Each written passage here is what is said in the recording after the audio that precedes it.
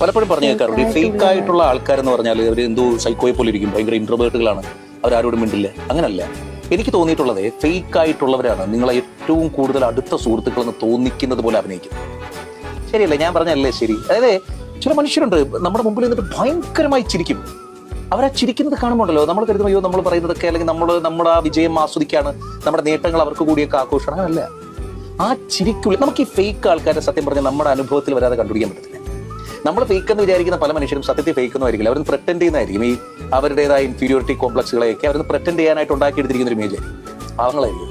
മറ്റേ ഈ നിറഞ്ഞ് ഈ പറഞ്ഞ നമ്മുടെ മുമ്പിൽ പൊട്ടിച്ചിരിക്കുന്ന ഒരാൾക്കൂട്ടത്തിലൊക്കെ അറ്റൻഷൻ സീക്ക് ചെയ്യാൻ വേണ്ടിയിട്ട് നിങ്ങൾക്കറിയാം അങ്ങനെയുള്ള ആൾക്കാരെ അല്ലേ? അതാണ് നിങ്ങളുടെ മനസ്സിലേക്ക് പെട്ടെന്ന് വന്നാൽ മറ്റേ, അതായത് അവരെപ്പോഴും വളരെ മികച്ച രീതിയിൽ അഭിനയിക്കും. ഈ ഫേക്ക് ആയിട്ടുള്ള ആൾക്കാർ സത്യത്തിൽ അവരുടെ ബിഹേവിയർ കൊണ്ട് മാത്രമല്ല അവരുടെ അഭിനയശേഷിയിലാണ് പിടിച്ചു നിൽക്കുന്നതെന്ന് എനിക്ക് പലപ്പോഴും തോന്നിയിട്ടുണ്ട്.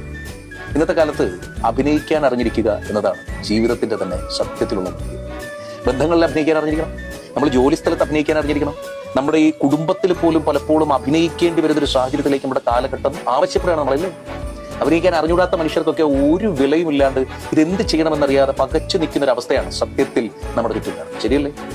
അഭിനയിക്കുക എന്ന് പറയുന്നതായി, അതായത് ലോകം തന്നെ ഒരു നാടകവേദി പോലെയായി. അവിടെ മുഴുവൻ നടക്കുന്ന ഡ്രാമകളാണ്. അതിൽ ഏറ്റവും മികച്ച അഭിനേതാക്കൾക്കാണ് ഏറ്റവും കൂടുതൽ കയ്യടികൾ കിട്ടുക എന്ന് പറയുന്നിടത്തേക്ക് കാര്യങ്ങളും.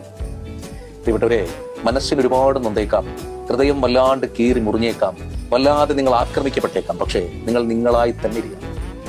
അഭിനയിച്ചു നേടുന്നതൊന്നും സ്ഥായിയല്ല എന്ന് തിരിച്ചറിയാൻ നമുക്കാകും. നമ്മുടെ ഹൃദയത്തിന്റെ നൈർമല്യതയെ ഒരുപാട് പേർ കീറിയെറിഞ്ഞേക്കാം, ഒരുപാട് പേർ ഈ പറഞ്ഞതുപോലെ കീറി മുറിച്ചേക്കാം. പക്ഷേ എത്രയേറെ നൊന്താലും ശരി, അത്രമേൽ ആക്രമിക്കപ്പെട്ടാലും ശരി, നിങ്ങളുടെ സത്വത്തെ, നിങ്ങളുടെ സെൽഫ് റെസ്പോൺസിബിലിറ്റിയെ, നിങ്ങളുടെ സെൽഫിന്റെ ആ ഒരു കോറിനെ ഒരിക്കലും പണയം.